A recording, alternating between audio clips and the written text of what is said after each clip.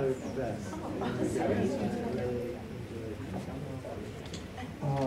welcome to all of you so much for coming. I'm Professor Holtz, currently the chair of the history department. And as you know, we are here to participate and learn and celebrate the achievements of seven fine students in our history program at IWU. They've worked diligently, bringing to their presentations curiosity, focus, imagination, and critical skills. A good measure of these admirable qualities will, I'm sure, be conveyed to us tonight. We all look forward to their presentations. And I'm now going to turn the floor over to Dr. Amy Coles, who will provide an overview of the History Pathways program within which our students have prepared for this evening. Thereafter, Professor Lutzi will proceed to introduce the presentation.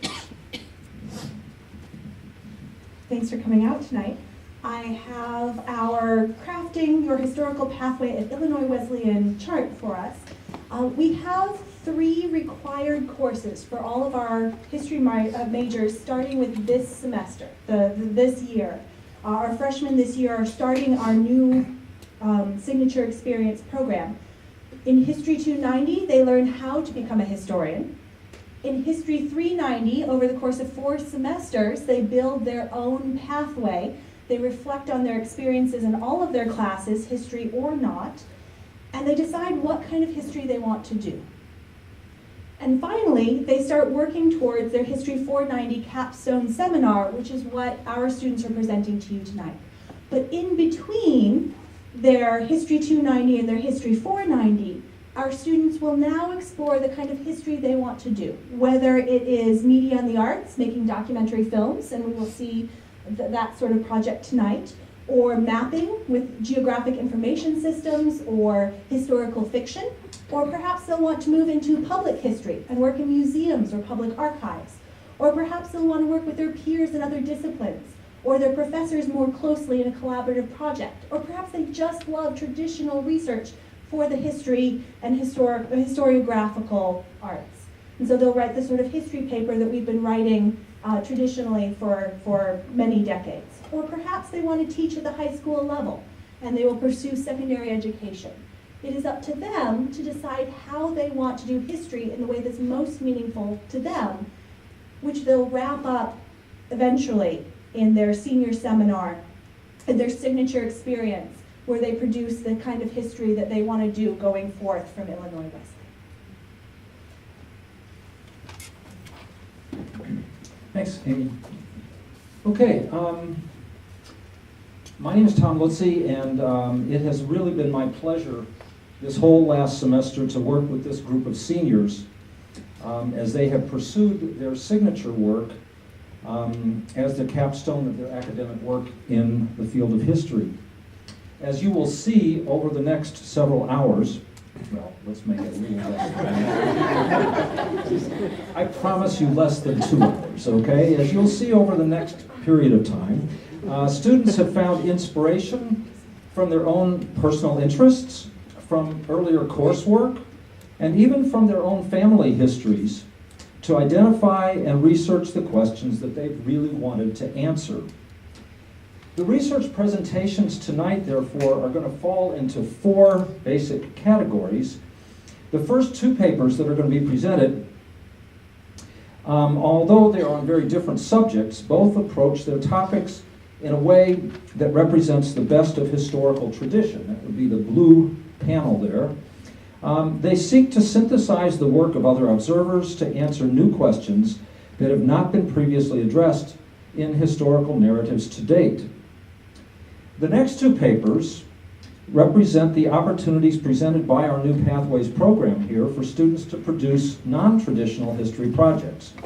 One of these papers reflects a work that is being done in historical fiction, in particular a fictional diary, and the other is a documentary film.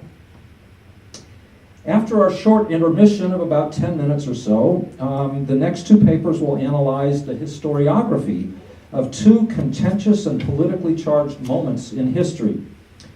Rather than researching the historical events themselves, These papers dig into the motivations driving the writing of the history of these events so that these very different pictures and narratives emerge. And finally, we will end tonight's program with another traditional historical project, but this one is both biographical and intellectual history, analyzing the thinking and impact of a major figure in America's musical and cultural scene in the 1960s and beyond. This paper, by the way, has already won the prestigious Illinois Wesleyan Phi Beta Kappa Liberal Arts Scholar Award, and I'm sure that you'll want to hear this fascinating presentation.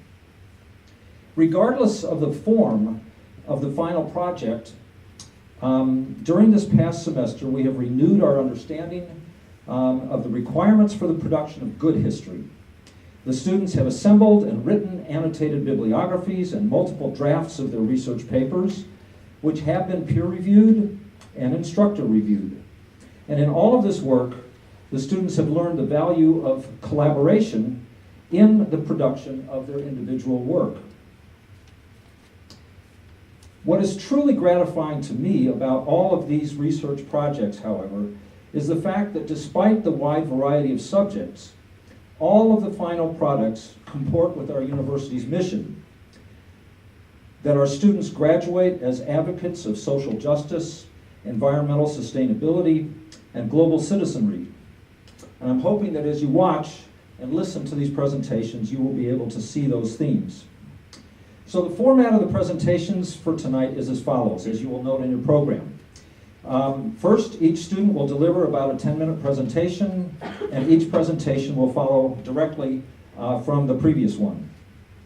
After the first 4 presentations, we'll have a 10-minute intermission with a second round of refreshments for you all, available just outside the auditorium. Then we will reconvene for the last 3 presentations. The program will end with the presentation of 2 senior awards from our history department. We expect and hope that the presentations will give rise to questions and to your desire for more discussion. So after the program in this room ends, the presenters will all move outside where there will be a poster for each of their presentations, and they will be there to answer individually any questions that you have or any issues that you would like to raise with them about their presentations. We also want you to feel free to enjoy the food and beverages for a third time after that. So again, thank you very, very much for joining us for this special event tonight. We're very, very pleased that you have come to join us. So let's get started. Our first presentation is by Katie Yarnock.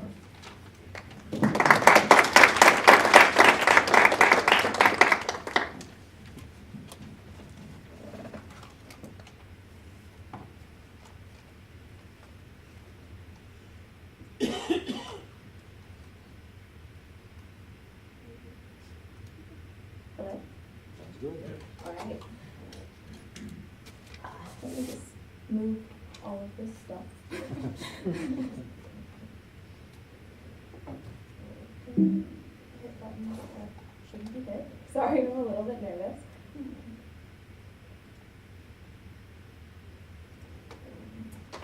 Hi everyone, and thank you for coming to History Fest. My name is Katie Yarnott, and I'm doing a traditional research project entitled The Bikinian People, a Nuclear Diaspora. I started my time here at Wesleyan as a physics major, only to change after I came to the realization that science can never be removed from its political context, which is especially the case when it comes to nuclear explosions. A few years ago, I was looking into the nuclear tests on Bikini Atoll. The Bikinian people themselves only appeared as a footnote. This led me to my research question. Having been made into a diaspora population by the American nuclear testing in 1946, how have the Bikinian people been impacted by the United States' negligence and destruction of their home? My strategy for answering this admittedly broad question included an interdisciplinary synthesis of sources. The most important sources from my paper came from translations of interviews of Bikinian people, which I got access to through books and documentaries. Much of my raw data came from court proceedings and radiation surveys that have been conducted as recently as 2018. My main secondary sources all came from experts on the topic. Bikini Atoll is in the Marshall Islands, which are a part of Micronesia and are 5,000 miles southwest of the continental United States.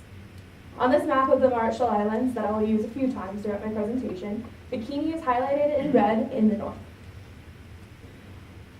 Atolls are different from islands in that they are composed of several islets and a coral reef surrounding a lagoon, as opposed to isolated islands which may or may not have a lagoon.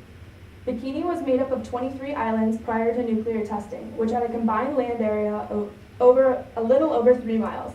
Due to its northern location, the soil is dry compared to its southern counterparts, but it was enough to sustain life. In fact, Bikini is one of the oldest inhabited atolls, with carbon dating indicating that people may have lived there as far back as 2000 BCE. The people that are now referred to as Bikinians tie their chief's lineage back to a man by the name of Lakalan, who came from Wupje Atoll several generations before 1946. Their fishing and sailing habits were formed by their life in an atoll. In 1860, a German man by the name of Adolf Capell established a copper business in the Marshall Islands, which would be centered at Jalut Atoll come 1878. Copper is dried coconut flesh that still contains oil, as you can see pictured on my slide. Bikini and other northern atolls were isolated from this colonization due to their dry soils. During this time, however, missionaries who'd been trained by New England Protestants came from southern atolls to Christianize the Bikinian people. Prior to this, the Bikinians had practiced monolatric worship of their reef, Warjabato, within Marshallese polytheism. During World War I, the Japanese had taken over Germany's Pacific holdings, including their business in the Marshalls. Bikini still remained largely untouched until the Second World War, however, when 6 Japanese soldiers built a weather station on the island that the 167 Bikinian people occupied. The Japanese had told them that Japan was the most powerful nation on earth, which only made America look more powerful to the Bikinians when the men committed suicide as America conquered the atoll on the 29th of March, 1944. After the end of World War II, an American military government was set up in the Marshall Islands. In contrast to their previous colonizers, America visited the Bikinians and provided them with food and medical training. However, this kindness was a facade. Because of the effects of radiation on Hiroshima and Nagasaki, the United States became wary of testing at home. They also wanted to test the effects of nuclear weapons on ships, and the Navy began to look for test sites in October 1945. By January 1946, President Harry S. Truman declared Bikini that site. It was chosen because of its isolation from places deemed important by the United States, the control America had over the area, and the relative ease that would come with moving 167 people. The Bikinians, however, were not asked until February 10th. Commodore Ben H. Wyatt, the military governor of the Marshall Islands, manipulated the Christian beliefs of the Bikinian, of the Bikinians by comparing the removal to that of the Israelites and saying that this test was for the good of mankind. Chief Judah, the leader of the Bikinians at the time, agreed not only because of his faith, but because of the fear of America's power and the belief that their imposed exodus would only be temporary. In early March, the Bikinians were forced to reenact this meeting with Wyatt for newsreel propaganda that was aired in America over the summer. Much to the Americans' dismay, Chief Judah kept responding to Wyatt's request with the ominous, "Everything is in the hands of God," and it gave up after 7 takes. After almost a month of media harassment and planning, the Bikinians were moved on a naval LST to Rongerik Atoll on the 7th of March with limited belongings. Rongerik Atoll is in the red box on this map. It's only about 1/6 of the size of Bikini. The coconut and pandanus trees were not nearly as fruitful as the ones on Bikini had been, and the majority of the fish had ciguatera poisoning, which could cause nerve damage and diarrhea. In fact, Rongerik is depicted as a type of hell infected by a demon, Liji Bakra, in Marshallese tradition. Bikinians believed that the Americans would take care of them and that their stay was only temporary, so they were okay with going to this atoll. However, they were only sent with a month's supply of food for 160 people and 30,000 gallons of water. Within 2 months, food shortage was an issue, and the Bikinians were already requesting to return home. The Americans would ignore these requests despite the fact that Rongerik was completely incompatible with human life. Operation Crossroads included the atmospheric detonation of the Able test on the left, and then the underwater detonation of the Baker test on the right. The Able test was conducted over a ghost fleet in the lagoon on July 1st, 1946, and caused little visible damage. Admiral Blandy, the man in charge of Operation Crossroads, and Wyatt went to Rongerik on the 16th of July in order to extend an invitation to Chief Judah to witness the Baker test, which took place on the 25th. While most of the fleet was destroyed by this explosion, Bikini was still mostly intact, making Judah and his people's longing for Bikini grow stronger.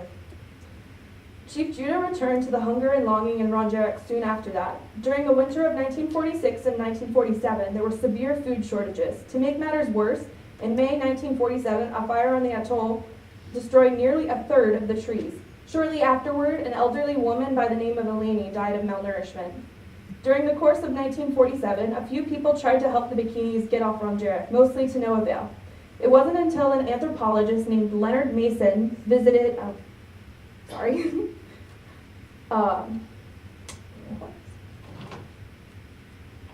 It wasn't until an anthropologist named Leonard Mason visited in January 1948 that any action was taken. He found that the people mainly had access to flour and water, which they would mix into a thin gruel for their meal twice a day. Many were so desperate in their starvation that they also ate the poisoned fish. On March 14, 1948, the Bikinians were moved to a temporary camp near the American Air Base at Kwajalein, boxed in red on the map.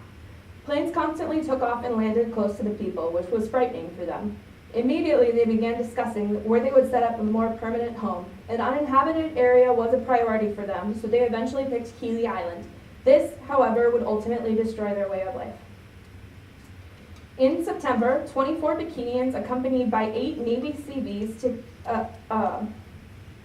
went to Keeley to begin constructing the settlement. During this time, the Seabees treated the men cruelly. After they were done, the now 184 Bikinians moved to what would become a permanent home. Keeley was about a ninth the size of Bikini. Because Keeley was an isolated island surrounded by 10 to 20 foot waves constantly, fishing and unloading shipments became a problem. Food shortages and sinking ships were a frequent issue throughout the late 40s and 50s. In response to successful Soviet hydrogen bomb tests in August 1953, Bikini was once again used by the Americans to conduct nuclear tests. Between 1954 and 1958, 21 H-bombs were dropped on Bikini in the Castle series of tests.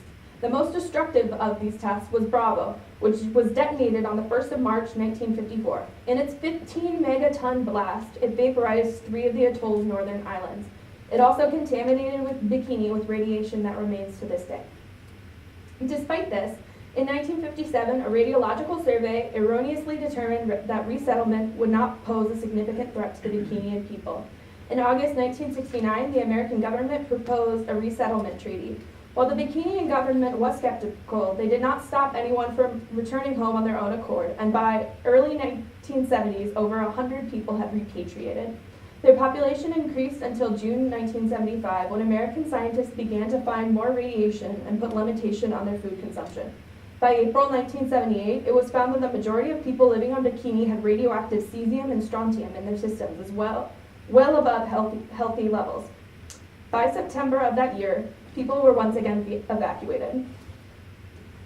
The Bikinian flag is modeled after the American flag in order to remind the Americans what they still owe the Bikinian people. There are 23 stars in the upper left that represent the islands of their atoll. The 3 stars in the upper right represent the 3 islands that were vaporized in Bravo's blast. The 2 stars in the lower right represent Keeley Island and Egypt Island of Majuro Atoll. That is where the majority of the Bikinian diaspora lives today. The words on the flag translate to, "Everything is in the hands of God." This was the response that Judah gave to Wyatt, if you recall. Their anthem, which is on the right, was composed as they sailed away from Bikini in 1946 by Laureate Kesabuki, a poet laureate of the Bikinian people. Cleanup of Bikini is still a large issue. While Bikinian elders want to see the atoll evicted in order for them to return home without constraints, American scientists see this removal of topsoil as deeply harmful for the environment, especially with the already low elevation of Bikini and rising sea levels due to climate change. There is still cesium, plutonium, americium isotopes present in the atoll, although one of the islands has been declared safe. There has been a population boom for the people in the years since the 1950s, totaling about 4,000 people in the Marshall Islands and 1,400 outside of them. Only 25 of the 167 people originally removed from Bikini are still alive today. In conclusion, the Bikinian people were forcibly turned into a diaspora population that faced extreme malnutrition and misery in order to advance the American empire. From 1946 to 1948, they were removed to Rongerik, which was incompatible with human life, to a camp on Kwajalein that was frighteningly close to an American runway, and finally to Kili Island, where the people's way of life was traumatically altered. America also vaporized 3 of the atoll's islands in the 1954 Bravo explosion and exposed some to harmful levels of radiation in the 70s by mistakenly claiming that their home was safe to be repatriated. The Bikinian flag and anthem act as a symbolic means of reminding America of its crimes, as radiation still contaminates the atoll to this day. Thank you.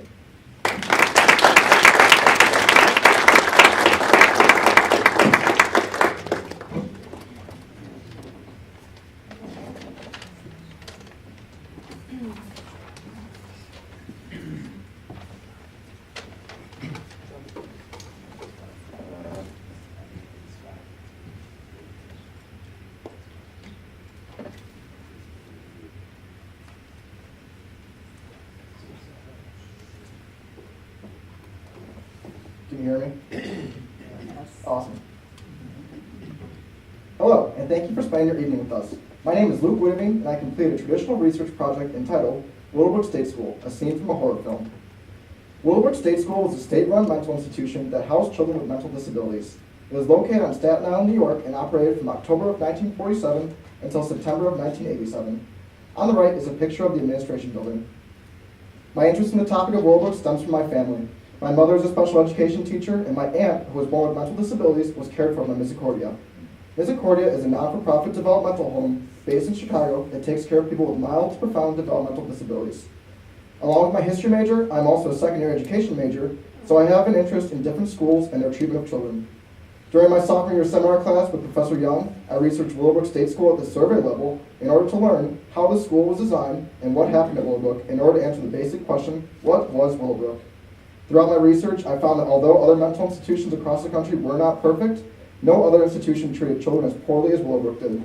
In my sophomore research, I was amazed at the fact that while children were treated so poorly by the institution, there was a lack of literature regarding the parents' reaction. This amazement led to my research question: how did the parents of the children at Willowbrook State School react to the poor treatment of the children? In researching this topic, I drew extensive evidence of what took place at Willowbrook from Geraldo Rivera's first-hand account of the institution titled Willowbrook, a report on how it is and why it doesn't have to be that way.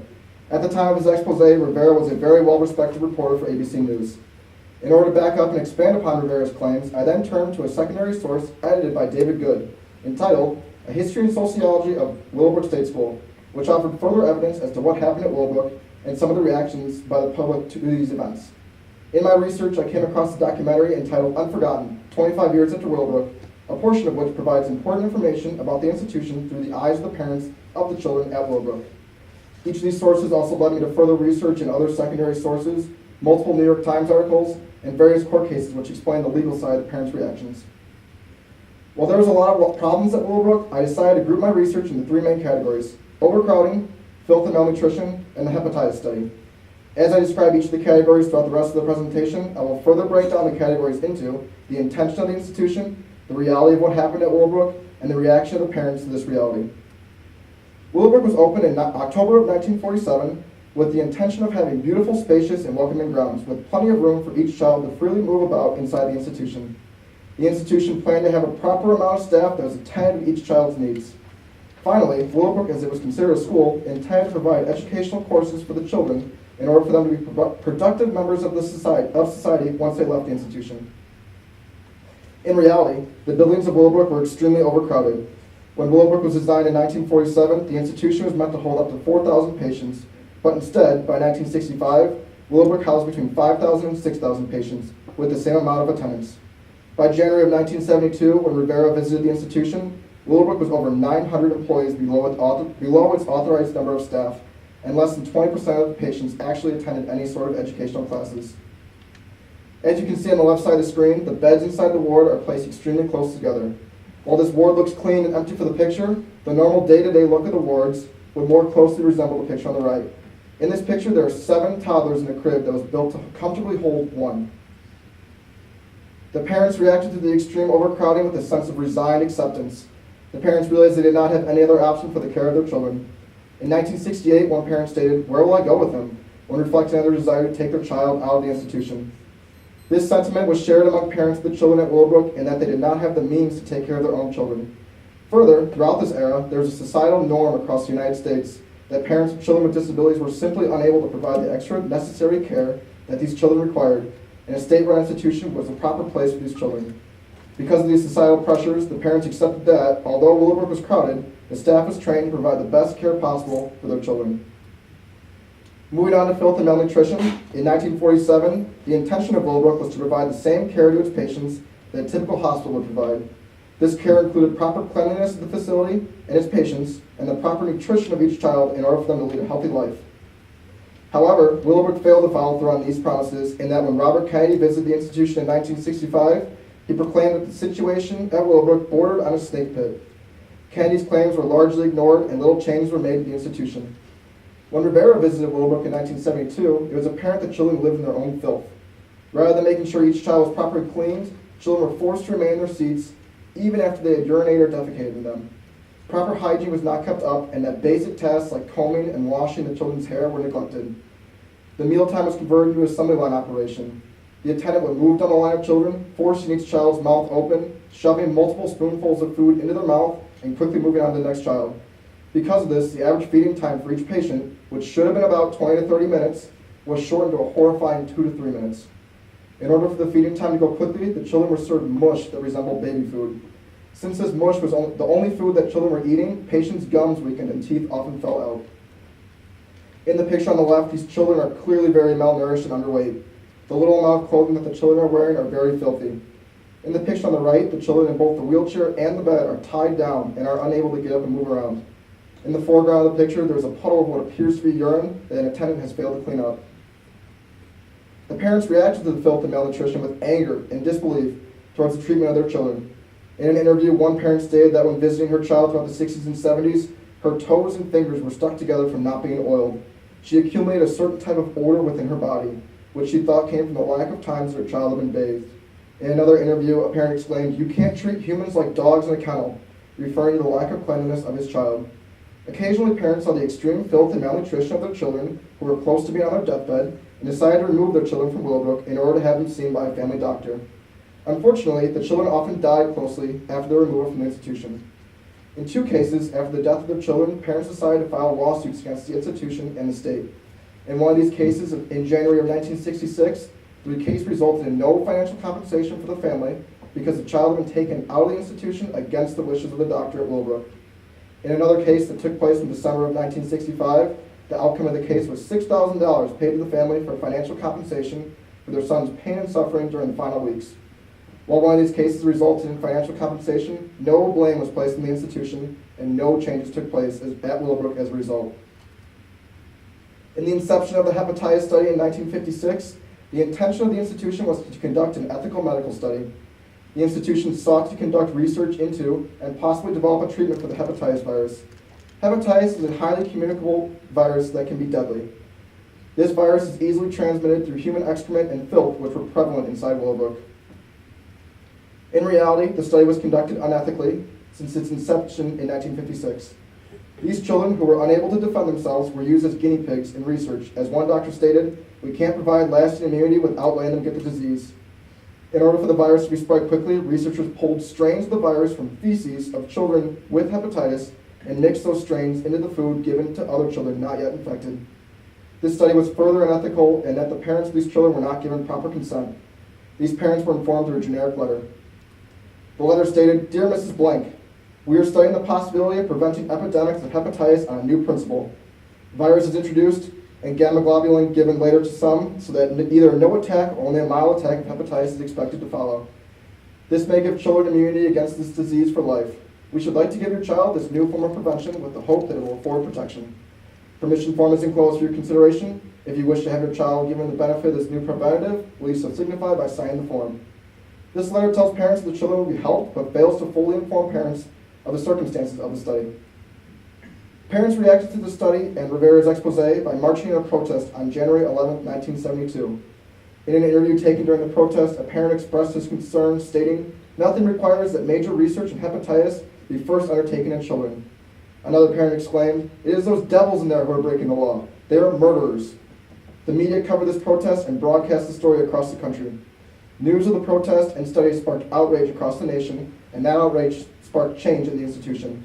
The study was shut down in 1972. In each of these pictures taken at the protest, it is clear that although the protest was conducted in reaction to the hepatitis study, the other topics of overcrowding, filth, and malnutrition are prevalent in the signs held by the parents. In the picture on the left, one of the signs reads, "Willowbrook is a snake pit, let's clean it up," which refers to Robert Kennedy's claims made earlier in 1965. The other sign in the picture states, "Remember Dachau, remember Belsen, remember Willowbrook." The parents have made the connection between treatment of the children in Willowbrook to the horrific and illegal treatment of prisoners in the Nazi concentration camps during World War II. In the other picture, one of the signs reads, "Willowbrook State School, a disaster area."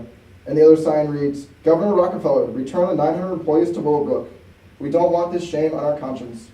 Each of these signs refer to the lack of employees working at Willowbrook. In conclusion, the parents reacted to the overcrowding at Willowbrook with resigned acceptance. Parents responded to the filth and malnutrition with outspoken anger and legal action.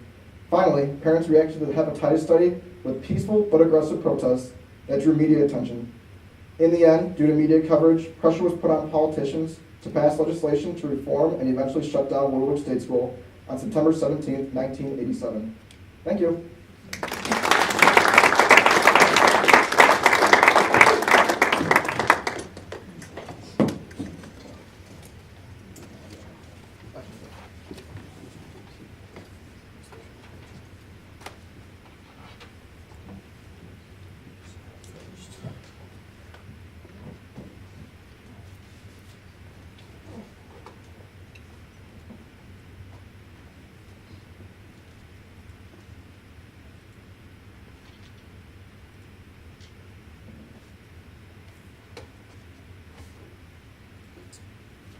All right, you hear me? Yeah. Good? Sound good? Awesome.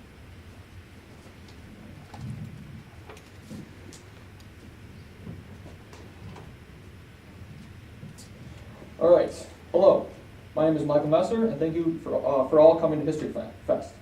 My project is titled The Impact of Imprisonment, the story of Herbert Ott's survival of the Bataan Death March, Japanese prison camps, and life after the war.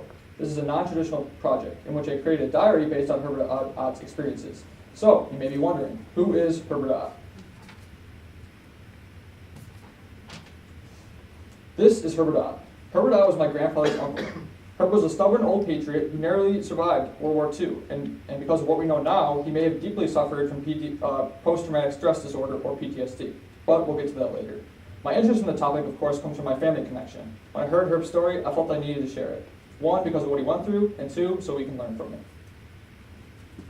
This brings us to my research question, which is, how did Herbert Ott's survival of the Bataan Death March, Camp O'Donnell, and Camp Cabanatuan shape the way he lived his life the rest of his days? To completely understand Ott's life and experiences, we must delve into the various events that took place in those 3 years and how all of it molded the person he went on to be. Ghost Soldiers by Hampton Sides is a collection of interviews of survivors, including Herb.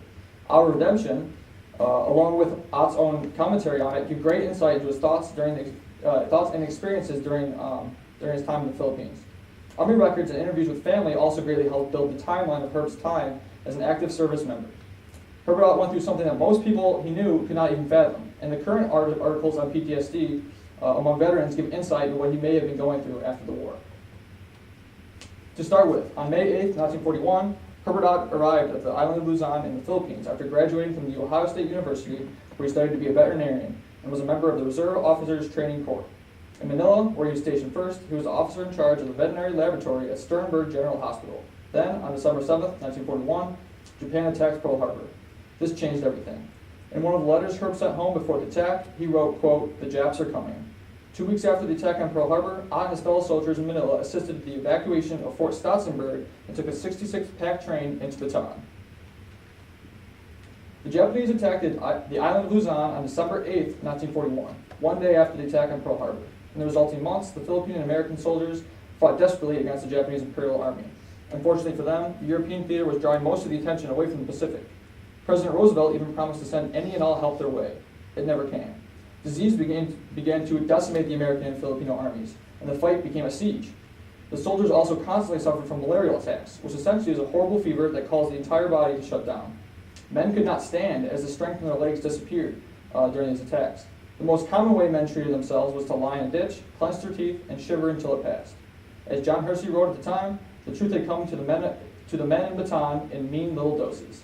They had no access to basic medical supplies. They were surrounded with nowhere to go. Frank Hewlett, the last journalist to leave Bataan, penned the poem, "The Battling Bastards of Bataan." We are the battling bastards of Bataan. No mama, no papa, no Uncle Sam. No aunts, no uncles, no nephews, no nieces. No pills, no planes, no artillery pieces, and nobody gives a damn. Finally, it was too much. On April 9, 1942, Major General Edward King, against the wishes of his superiors who fled Bataan, unconditionally surrendered to the Japanese. On April 10, 1942, Herbert found himself at the mercy of the Japanese guards, standing single file in the hot island sun. Prisoners now became used to separating themselves from their personal items. This included canteens, pocket knives, clothing, rings, and for some, gold teeth and fingers. Men were also starting to suffer from extreme thirst. To make matters worse, there was a cool, pure water racing down the hill directly in front of them. Herb and the other prisoners stared at the water for hours, dreaming of only taking a sip. Finally, one American had enough. As all the soldiers watched, he threw himself onto the spring, lapping it up. Almost casually, a Japanese guard walked over to him, unsheathed his sword, and swiftly cut his head clean off. Now they marched. For 5 days and 5 nights, they marched, not knowing where their next break was or if they would be beaten for seemingly no reason. Finally, after 65 miles of marching, they arrived at San Fernando, a sugar mill town in the Pampanga province. This is where the men would be loaded onto trains. The problem was, these were not passenger trains. They were old boxcars that resembled rolling cells. The Japanese expected to fit 100 men into each of these cages and did not give up until they did so. It was so hot in there, one survivor recalled comparing it to a kiln. Many of the men also had dysentery, and there was no place for them to relieve themselves. When the boxcars finally opened, one man recalled looking back at the empty car. Quote, there was a dozen men who never came out. Sprawled in pools of their own excrement, they had stopped breathing. On April 25th, 1942, after weeks of marching, being shoved into boxcars, and watching men succumb to tropical diseases, Herbert and his fellow prisoners arrived at Camp O'Donnell. Camp O'Donnell was considered a temporary holding station, but it really was a gateway to hell. O'Donnell is a place where men only knew hunger and disease. 1 out of every 10 died, and in 2 months, 1,500 Americans and 15,000 Filipinos were buried in unmarked graves. Ott spent exactly 40 days at Camp O'Donnell, where he was in charge of the hospital ward. This is where the worst of the diseased men resided. Ott witnessed death every single day. Some men even suffered from what they called give-up-itis, which is simply losing the will to live. They would be dead in minutes. After the egregious numbers at Camp O'Donnell, death numbers at Camp O'Donnell, the Japanese realized they had contained the prisoners elsewhere. They decided to ship many of the prisoners to Cabanatuan. 9,000 Americans would pass through Cabanatuan's gates at one point or another, and 1/3 of those eventually being buried. Cabanatuan was not nearly as harsh as O'Donnell, and even reported a 0-death day in December 1942. They had more space and enough food to not die of starvation. Even though not as many men were dying of starvation, all the men were still starving. Herb even designed a humane food trap in which they would catch scavenging dogs for some extra food. As the days went by, it seemed like the men were contracting new and different diseases. Limberneck, which caused the strength in a prisoner's neck to disappear for hours just to return later, was caused by undercooked and diseased rice the prisoners were given. A diphtheria epidemic in the camp also killed hundreds. A common trend for most of these outbreaks was that the prisoners never were provided with basic medicine. This was not a priority for the Japanese, so the men continued to die. Herb was a prisoner of war for 2 years, 10 months, and 21 days. On January 30th, 1945, he was rescued. Just a few weeks before, the news of a massacre of American prisoners at Camp Puerto Princesa solidified the prisoners of Cabanatuan's fears of certain death. It was only a matter of time until they would receive the same fate. On the night of January 30th, they thought it was over. Quote, we thought we were all being liquidated, Herbert thought, as suddenly explosions and bullets began to fly. As the Rangers made contact with the prisoners, none of them would listen. One of them, Ott was one of them. I was even told by the Rangers to, quote, get the hell out of here, after he argued with the Rangers about what was going on. It seemed that his stubbornness was the one thing he did not lose in his years in captivity. Finally, after the 30-mile trek back to American lines and a few scares along the way, the men were finally free. General Douglas MacArthur, who left these men on Bataan 3 years prior, said, quote, "No incident in the campaign has given me such personal satisfaction," unquote. The Rangers were given medals, the POWs were compensated for their time as prisoners, and life went on. 2,656 Americans had perished at Cabanatuan. Herbert Ott's story did not end there. He moved to California and opened up his own animal hospital, where he, his wife Ferry, and his son Robert resided. He had mild success, but the events Ott went through were never fully addressed. As a POW, Ott became used to pain. He was used to misery. Most days in the Philippines were unbearable, but his intelligence and stubbornness would not let him fail. His thoughts were not on money, hobbies, or even women. He was concerned with one thing and one thing only: survival. Herbert Ott lived the rest of his life that way, but he was no longer in a prison camp halfway across the world. After World War II, the joy of winning the good war led to the understanding that everyone in America was happy. Herbert Ott was expected to provide for his family the day he stepped foot back on American soil. And that's what he did. He worked beyond his retirement age. He would make bad investments and lose money in get-rich-quick schemes. He struggled as a parent. Jim Messer, his nephew, compared Ott and his wife's relationship with their son as, quote, "two dogs fighting over a bone." Ott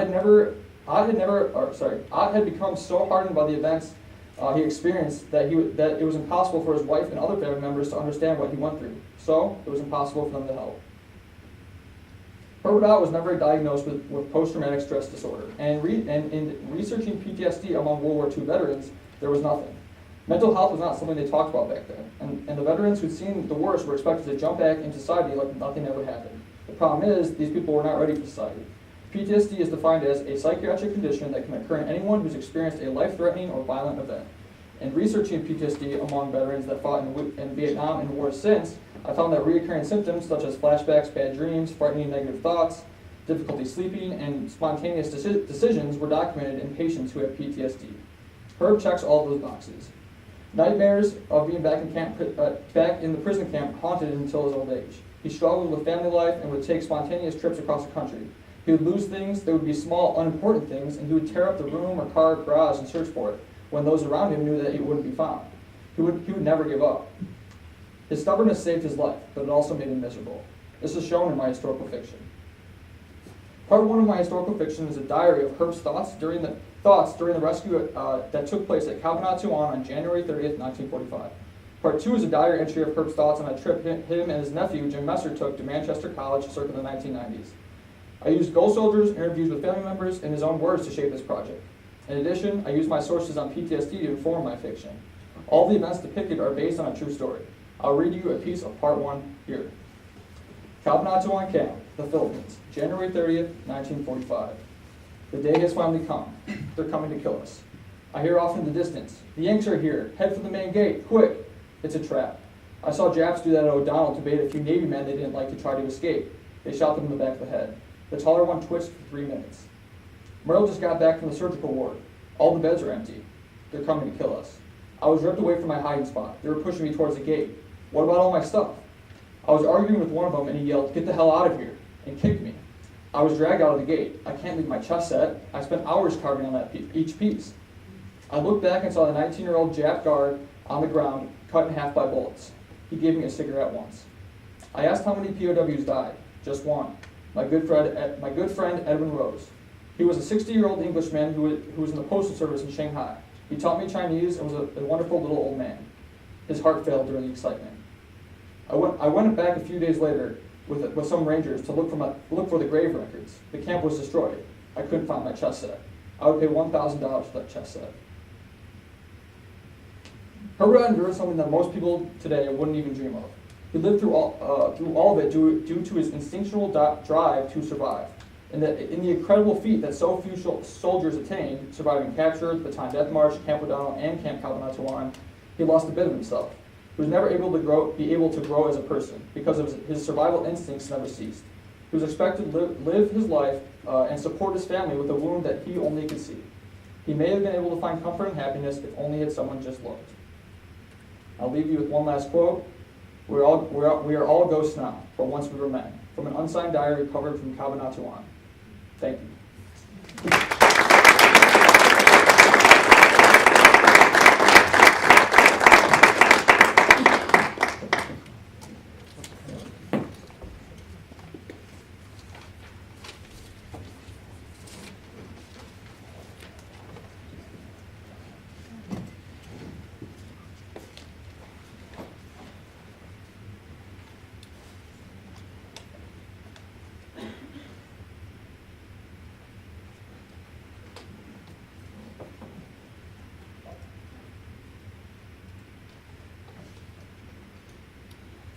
Hello, is it working?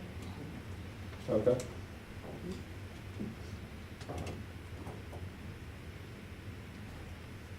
Hello, my name is Samuel Fregoso, and I chose to do my senior seminar project on the factors that led Chileans to migrate during the Pinochet regime through a non-traditional project by creating a mini documentary film.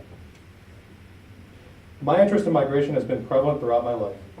Today we see that the topic of immigration has become a hotly contested subject, with many armed conflicts currently going on in the world, creating millions of refugees that emigrate to other countries seeking safety for them and their families, and then nations must debate over how many to accept and how many to turn away.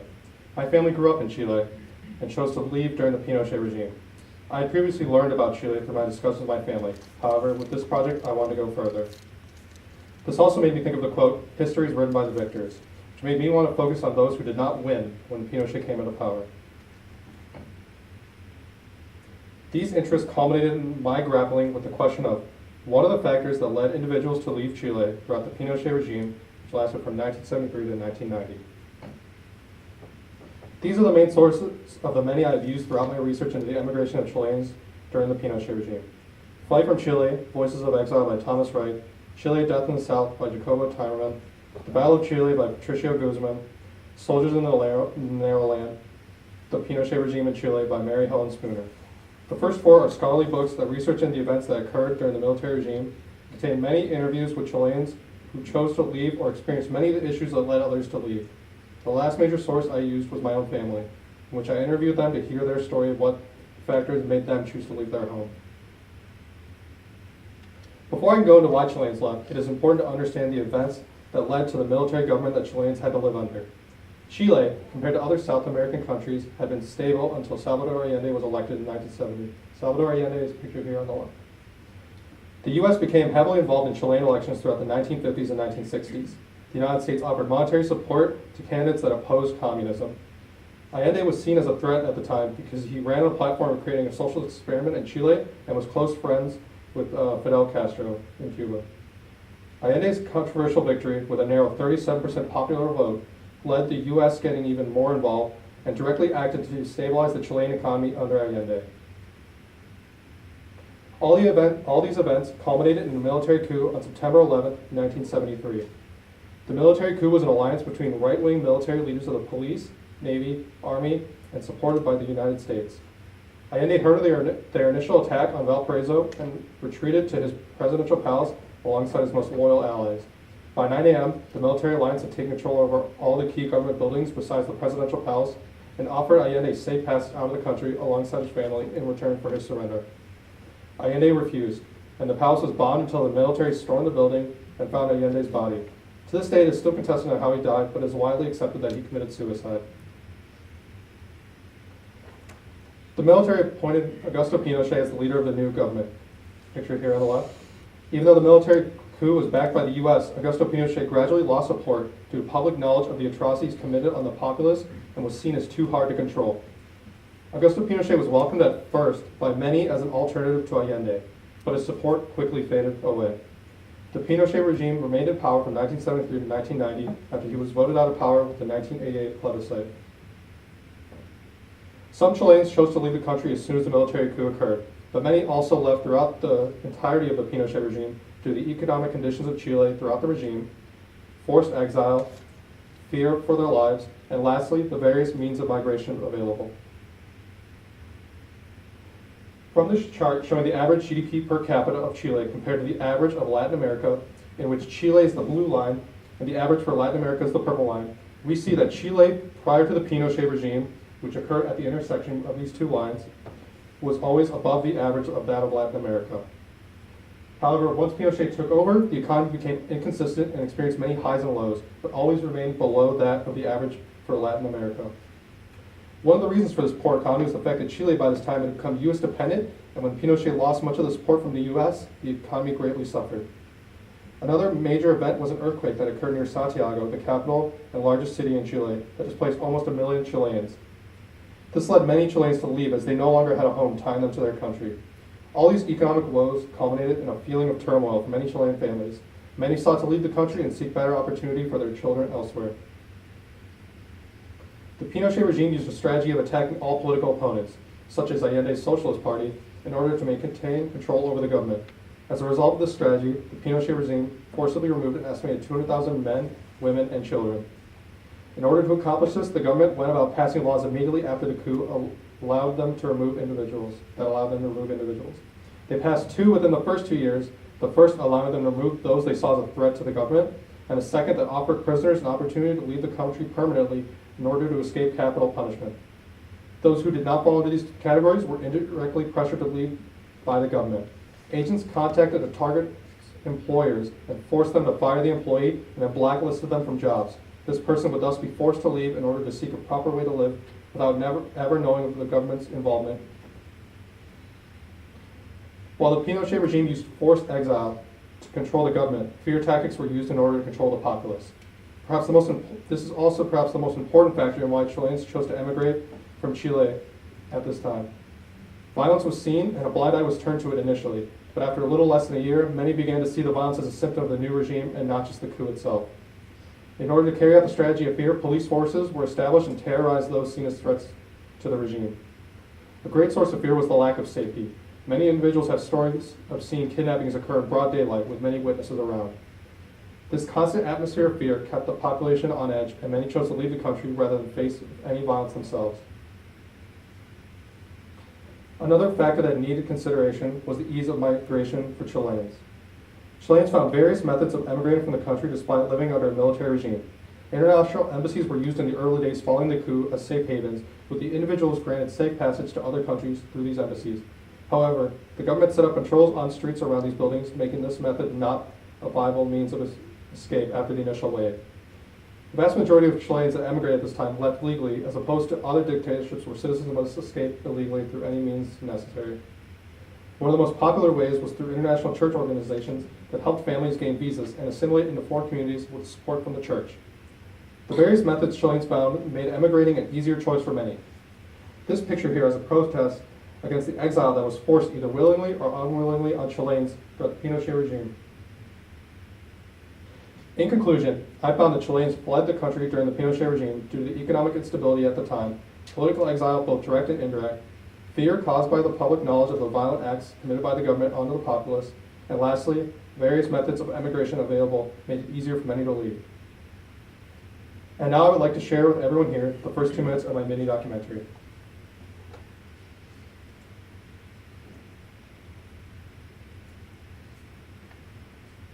Viva Chile, viva el pueblo, viva los trabajadores. Estas son mis últimas palabras. Tengo la certeza de que mi sacrificio no será en vano. Tengo la certeza de que por lo menos será una lección moral que castigará la felonía, la cobardía.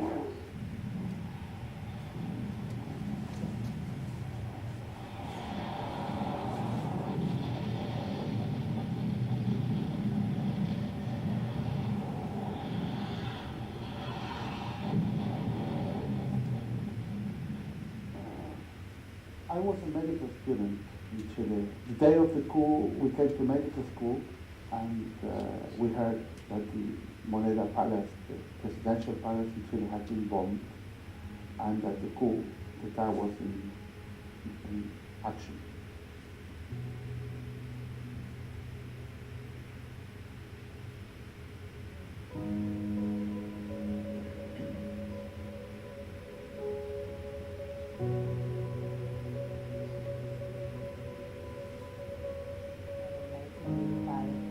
We had a big earthquake, and we were actually vacationing by the beach with my aunt. And when my father got there a couple hours later, because we drove over there, he told us that our house was demolished. So we actually couldn't go back. That was 1985. I would like to thank Curtis Couch for providing me with instruction on how to use the filming equipment I needed for the interviews. Next, Tom Quinn for showing me DaVinci Resolve and showing me all the tricks I needed in order to create my film. I would also like to thank Illinois Wesleyan University for providing the equipment for interviews and the DaVinci Resolve program that made my mini documentary look much more professional. Lastly, I want to thank the Illinois Wesleyan History Department for allowing me to express my passion for history in my own way. Thank you, everyone.